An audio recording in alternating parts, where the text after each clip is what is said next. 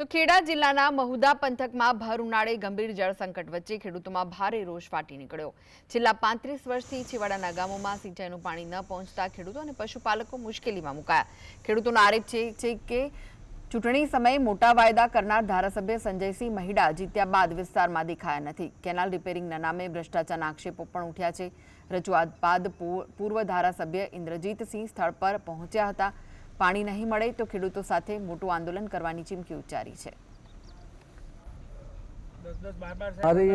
પાણીની બહુ તકલીફ છે, ઢોર માણસને કેટલી તકલીફ છે પાણીની।